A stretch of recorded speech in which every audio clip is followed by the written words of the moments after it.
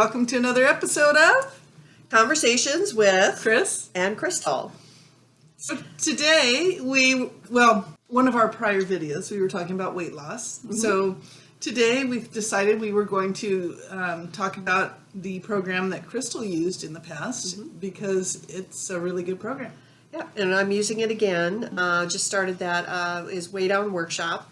And I know there's a lot of stuff in the press recently about it in the recent years. Yes, yeah. Especially when the lady that started it died in a plane crash a couple years ago. Yes. And also just some, bad press about it and things like that. And I did it, it's been, how many years ago has it been? And lost 50 pounds on it and was really impressed with it because it was about hearing from God. And whoever thought that God was interested in our weight loss? Well, he's interested in everything about us. He is, but it was not something I thought of. Yeah, it's true. You don't think about things you don't think about praying, Lord, help me to lose weight. I mean, you feel it's your own problem. It's not his. He's, you've screwed it up this much, and so it's really difficult to put that together. But then again, in the Bible, Jesus says, cast all your cares upon me. Yes. So that was one thing that she really taught people how to do, was to cast that care.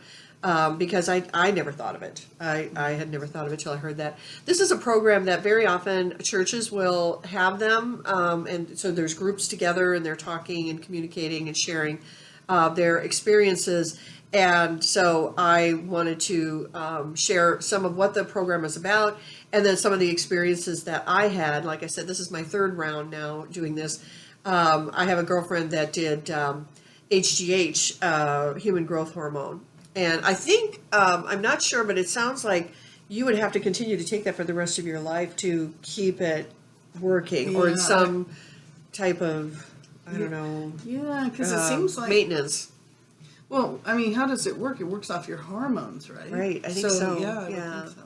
And so she had lost a ton of weight and then gained it all back and then some. And then another friend of ours was on it and had lost about 80 pounds at that point. And my girlfriend was sitting next to me and said, can you believe she's lost 80 pounds? And I said, yeah. And I'm trying to figure out how I can diplomatically say anything to her. And I said, because I was interested in how it worked. And so I thought, well, why didn't it work? And so I said, so how, what happened to you? Because I said, you did that. That's what I said. I said, you did that. And she said, yeah. And I'm like, so what happened? And she turned right to me and she said, life. And I said, I am using that one. Because that is a lot of it with the older ladies that, life hits us so hard and so many things happen and you tend to go for the comfort foods and eat too much of it because you're stressed out. And so that was a big one with Weigh Down Workshop is that kind of stress eating. She had said the very first session that I was in, and I went home, my husband was rehearsing. He came home at midnight and woke me up. And I had been crying and praying before I went to sleep. I said, Lord, I'm not going to know what true hunger is, because that's what she says. You're going between true hunger and fullness, true hunger and fullness.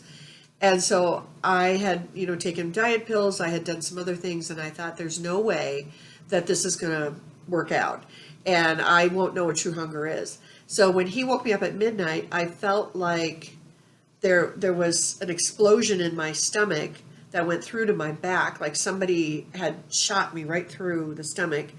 And I went, I said, Lord, what is this? And this is it. And I said, this is what? And he said, this is, in my mind, I'm hearing this, that this is true hunger. So, and she did say, your first session is to go 24 to 32 hours without eating to shrink your stomach. But she said, some of you are not going to be able to go the full amount. You're going to have to eat something and then start over. Just go for your 32 hours. So that's what I did. I got up and I had something to eat and the pain completely went away. And, but I kind of knew what true hunger was. Now it's turned into more like a vacancy feeling, or, and you can tell when your digestion is working because your saliva starts to over salivate and it's ready to break down food. When it's not doing that, you're not eating. That's the whole point behind it. So you do that 32 hours, and like she says, if you screw up and you end up eating too much at a meal or something, start over again. Just go 24 to 32 hours without eating. So she was really, I think she had really started intermittent fasting before it was popular. Now it's popular, and it's basically the same thing. I think that back then I was younger. I had less weight to lose. It was easier. It took me 8 months to lose the 50 pounds. I will say that. I was losing about 2 pounds a week at some point, again, where the body's eating off your fat. And, I know what I was going to say. I was eating, because I was younger, I was eating about every 10 hours I was eating something. And now that I'm heavier, we'll put it that way, heavier, I am now eating every 12 to 15 hours. I'll have something. And again, the portion control is always an issue, because again, you've got this stomach that has shrunk, your body's eating fat off of your body, which it should, for energy, and then you when you do eat, you don't have to eat that much, because it'll satisfy. The body's looking for food. It gets what it wants. I always love her stories about, she said, a lot of you overdid the salad thing, so forget the salad thing. If you want chocolate for breakfast, chocolate for lunch, chocolate for dinner, go right ahead and do that. And but again, it's this portion control thing. Another thing she talks about is when you go out to eat, how you get very large portions, how you get the big plates of tons of food. In America, I mean, we get like crazy. 3 times as much as the restaurants would serve in other countries. Yeah, for sure. And so she said, cut everything in half, put half of everything into a to-go container, and then eat what you have, and you're going to lose weight just from doing that. You know what makes me mad, though, is that you'll order and you'll say, can I get a box with the food? And then they won't bring the box, and you're sitting there staring at this food, and you're so hungry, and it's like, bring the box. Yes, bring the box. Because otherwise, I'm going to eat the whole thing. Yeah, so you have to get those people to pay attention. Yeah. And I remember, my husband was, he was very thin. He had a little bit on it. He actually lost 30 pounds by osmosis, because he would come home and say, well, what's for dinner? And I'd say, well, are you truly hungry? No. Okay, then we'll just wait. We'll find something else to do until such time that you're really hungry, and then you eat. And he and I went to one of our favorite Japanese restaurants, or Chinese, I can't remember which it was, that we used to, when we got the food from there, and I don't know if you understand the portions usually from there, they're huge, and we would eat it all at one sitting.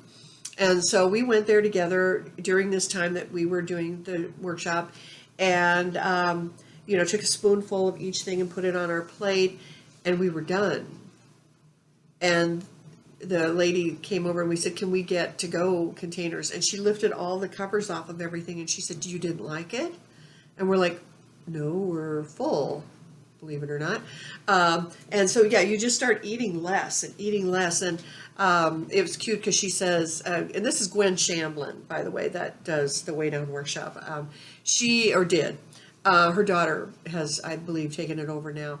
But she's got so many cute stories. One of them is, if you crave a certain food, like some people will crave chocolate, there's a reason for it. The body wants something from it.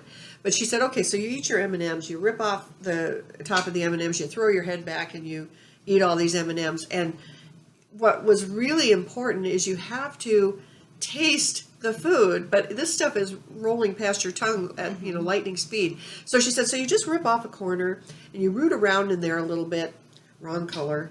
You want the perfect piece that you want, and you put it on your tongue and you let it melt right there, and then you squash your tongue up against the roof of your mouth, and it melts onto your tongue, and the tongue is the one that's going to tell the body, I had chocolate.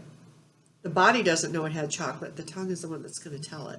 She said, if you go for 32 hours, and she said, then you finally have a piece of pizza, she said, that's going to be the best pizza you have ever had in your life, because the whole body is ready to take it. Yeah. That is true. I have noticed that when you're really super hungry, whatever it is you're eating is like the best. It's just amazing. And we do have that little joke about our eyes are bigger than our stomach, and we tend to eat too much. And she talks about the 15 minutes from to fullness. It takes 15 minutes for your blood sugar to tell your body that it is full. And so she said, now don't time it. Well, of course, what do? I go and time it.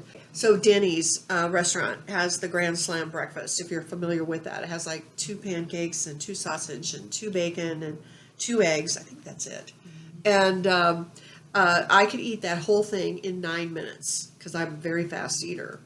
And so the idea was to slow that down. And it dawned on me that, you could sit there and eat 2 bites off of everything on there and have enough.